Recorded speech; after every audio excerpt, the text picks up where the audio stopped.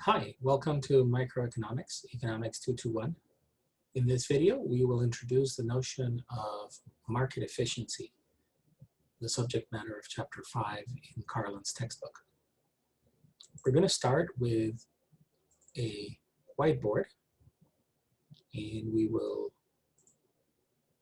describe what we did in Chapter 3, which was look at a market environment in two dimensions.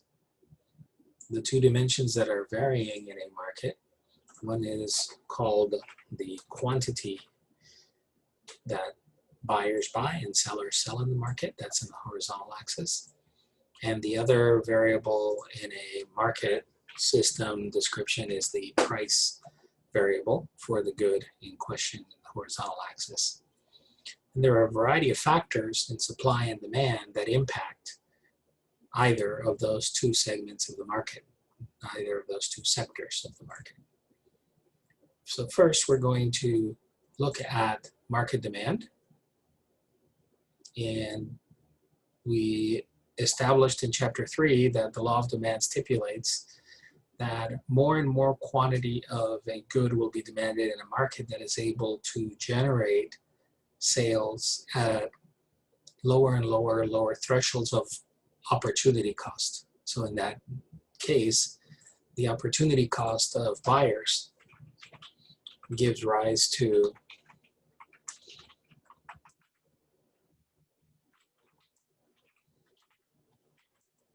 what we would call a willingness to buy more and more output as the cost of the expenditure that the consumer would be willing to outlay for these products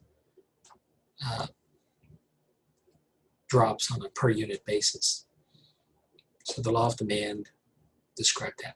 The law of supply is a description of what consumers face when they encounter sellers who are providing a higher and higher volume of output with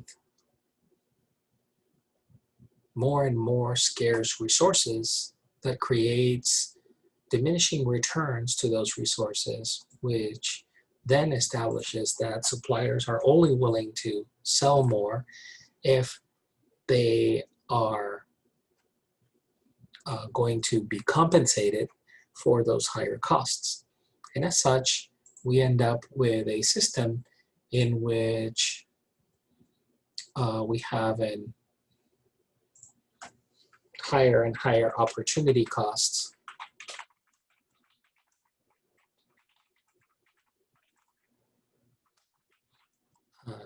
a willingness to sell.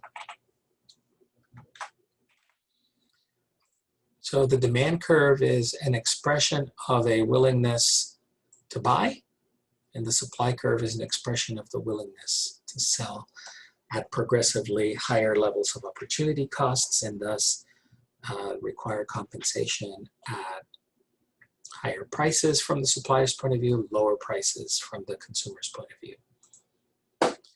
Where these two sets of incentives meet is what we call the point of equilibrium. So we usually describe the equilibrium point by the point that you see here as an with an asterisk, the star, or the gold star. And at such a price, we say we achieve an equilibrium price and an equilibrium quantity.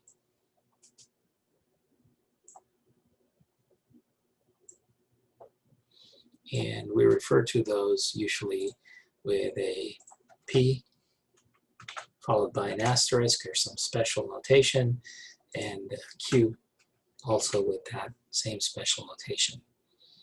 So that point of equilibrium is a point of agreement, a voluntary agreement between buyers and sellers, which dictates the market equilibrium price and the market equilibrium quantity.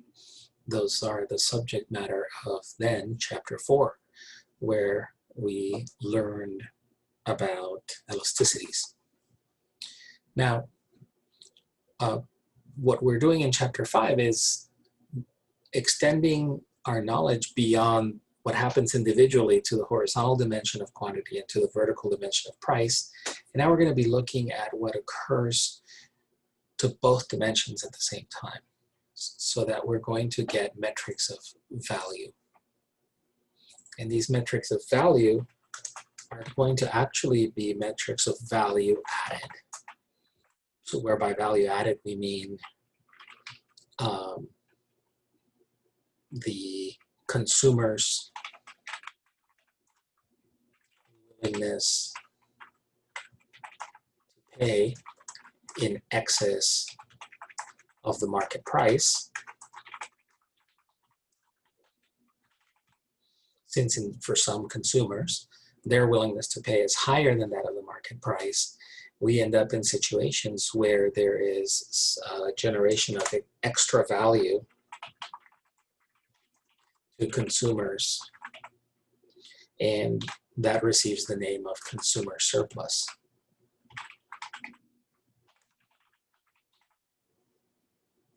Or short CS, the initials.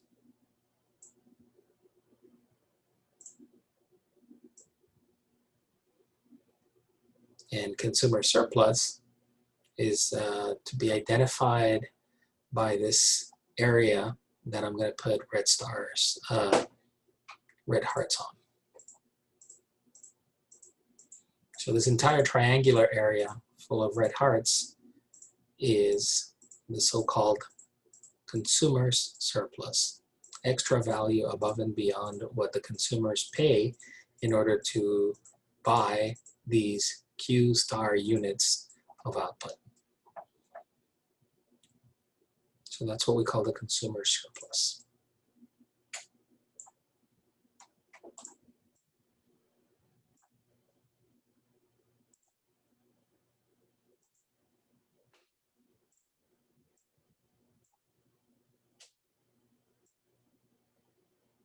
That triangular area. Because it's a triangular area, the way we measure it is by using geometry. So in this case, if we know what the intercept is for the demand curve, let's call this point A, then the way we find out the amount of consumer surplus is by figuring out the area, this triangular area here, where we have a base that goes from the 0th unit in the market all the way to the qth unit in the market. So that's called the base.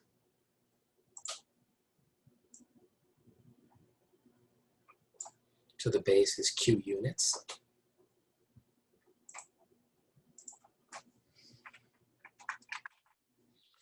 And then the height of this triangle represents the additional willingness to pay above and beyond the price of the good. So that's the extra value captured by consumers from participating in this market. So that's the height of this triangle. And when you multiply the base times the height and you divide by 2, that's how you get in the area inside the triangle. Okay, so the area inside the triangle represents the value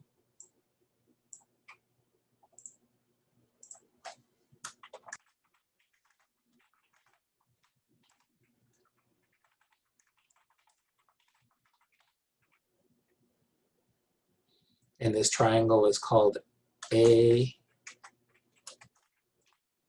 P star E.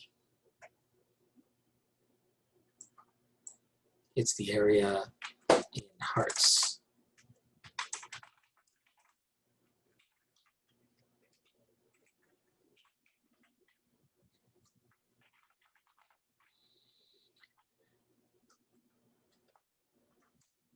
As such, it's 1/2 of the base times the height. Now, what are the units of this metric? The units of this metric are a price measurement, which is the height. So it's $dollars per unit are the units of height, whereas the base is measured in units. So in this case, the units from the base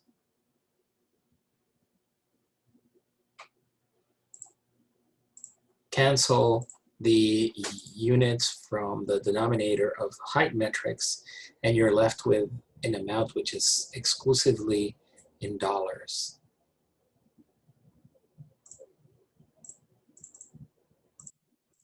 So the area in hearts is in dollars, since the units cancel each other. And that's why it is a metric of value, because it measures things in dollars.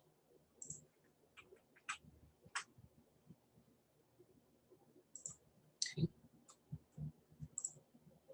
So this is how economists measure the value added, the benefit of a market economy, by capturing that consumer surplus metric.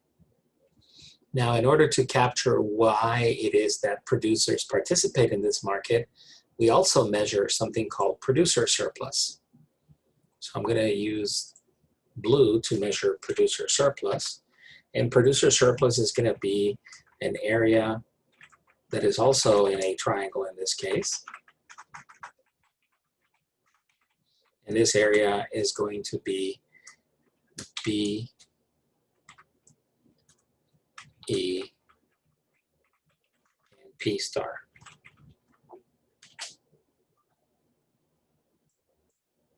Where point B is the y-axis or price axis intercept of the supply curve. And that particular area will be in check marks.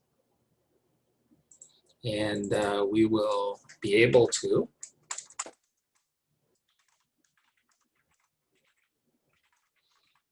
define that also in dollars for the same reason, that the quantity units cancel each other out in the computation of this area, because again, just like any triangle, it's the area, it is an area of a triangle is always 1/2 of the base, which is in units,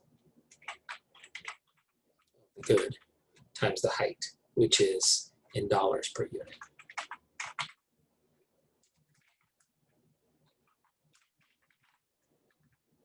For that reason, when we do the multiplication of base times height, we end up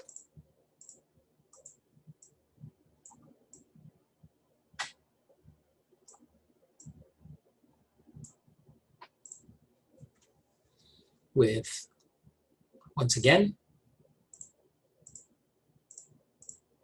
dollars. And that is the rationale for the so-called producer surplus.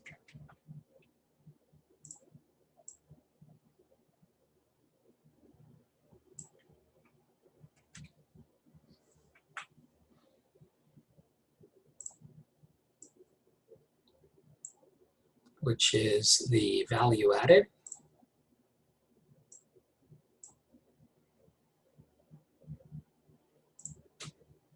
generated by the market for producers. So in this case, it's the producer's willingness to sell.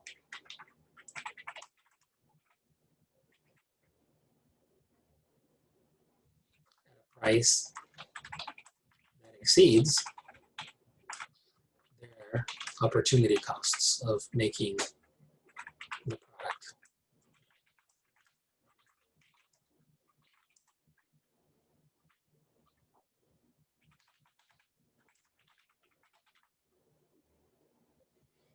So it's the extra value to producers, hence the name producer surplus.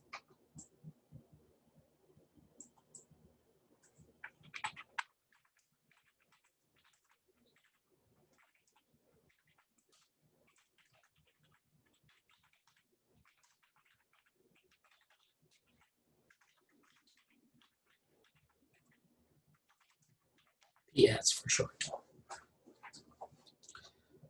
And as I mentioned before, that is going to be all this triangular area above the supply curve and below the equilibrium market price. So as you can see, markets tend to generate value added to both consumers and producers, and they tend to, especially competitive markets, markets like the ones we defined in chapter 4, where you have perfect information across the board from buyers and sellers. And we also have very small producers and who can produce at very small scales, very efficiently, quote unquote, at very low prices. Consumers are myriads of them, and they all have the ability to get this very homogeneous good, this good that is a commodity, that doesn't have striking differences or product differentiation between what one seller provides and the other. We don't have cultural cults towards one particular brand or another. You know, a slice of pizza is a slice of pizza, a glass of milk is a glass of milk, kind of thing. Perhaps an unrealistic assumption. It is in many cases, especially in the 21st century, where we have extraordinary branding thanks to advertising, very effective advertising thanks to the internet. But all in all, what we call efficiency is this competitive market result whereby we maximize total surplus. So total surplus maximization occurs in competitive markets as both consumers and producers obtain value added from their market participation.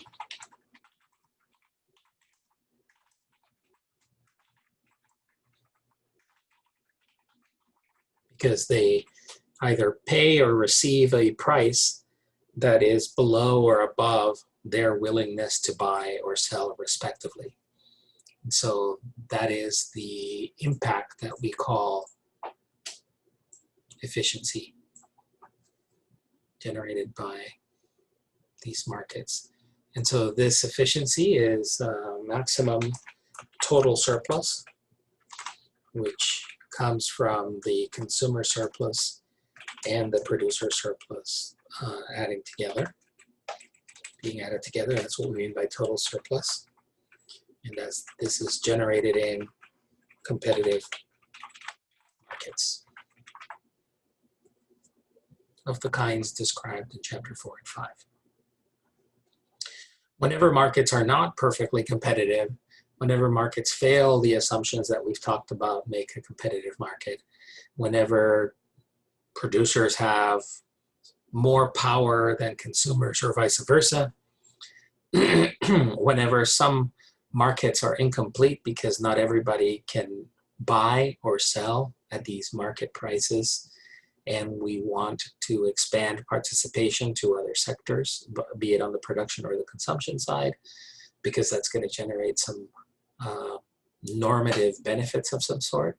That's when we give rise to systems that may impose restrictions on markets that have consequences, that have costs, social costs to these restrictions. And as long as the social costs of these restrictions measure up to being lower than the social benefits from the market imperfections that I mentioned earlier, we might consider policies that actually restrict market behavior. Now, we don't usually restrict the quantity dimension. We usually act upon the price dimension, the vertical dimension. And the kinds of activities that you will see in my notes on chapter 5 will be activities that impose what are called binding price floors. Prices cannot go below these particular floors. And when we say binding price floors, we mean floors that in prices that exceed the that exceed the market equilibrium price. So when you impose a price floor, like the kind I'm drawing right now in orange, I'm going to call it PF for price floor, you'll basically have an equilibrium not attainable. The equilibrium is at a price that is way too low from the binding price floor, and you'll end up in situations where there's an excess supply of the quantity in these markets that are regulated to behave such that the price cannot go below the price floor visible there. So we end up with an excess supply of the good. And then in purple, if we impose a binding constraint that is called a price ceiling, a binding price ceiling like this PC here, we again cannot attain this price in equilibrium, P star, because it's too high.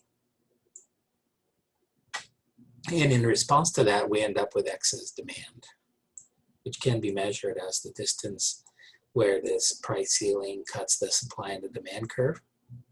And so this is called excess demand for a good. Both excess demand and excess supply generate unmet wants or needs by either consumers or producers, because in both cases, a price floor or a price ceiling, we cannot go beyond the quantity that is created by the restriction.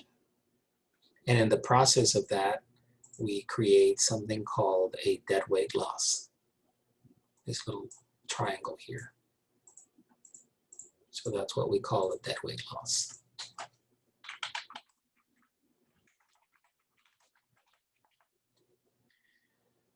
So this video has now covered pretty much every single concept introduced in Chapter 5, every single definition. A deadweight loss occurs whenever we regulate a market such that price is restricted to be too high or too low relative to the equilibrium price, in which case we have either a binding ceiling or a binding floor that creates either excess demand or excess supply, respectively. And in addition to that, as you can see, the area of hearts and checks becomes smaller in either case, because the area that is shaded in gray takes away some of the benefits conferred by free market activity, because the equilibrium quantity of a free market cannot be attained due to either excessively high price floor or excessively low price ceiling.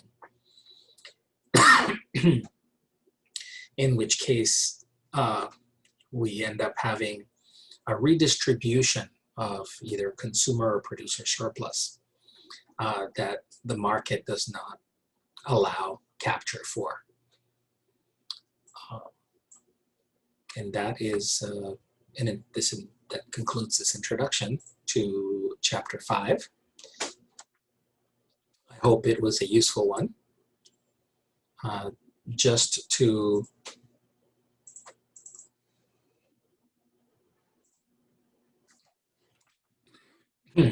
retouch on Chapter 5, you should have these 6 learning objectives from slide number 1 from the textbook slideshow, PowerPoint slideshows that I've put in your modules, in your learning modules. And you should also be able to see these 6 learning objectives in the notes that I've done for these, this chapter. And I've created a different set of examples of computations of consumer, producer, and total surplus, including 3 examples of what happens when markets are interfered with, assuming that these markets are functioning in a perfectly competitive manner, and you introduce price floors or price ceilings that force the market to deviate from its voluntary equilibrium path. I encourage you to use both the notes and the PowerPoint slides in your homework and quiz and learning activities throughout Chapter 5. And I hope that you're able to successfully complete the chapter. Have a nice day. Thank you. Bye.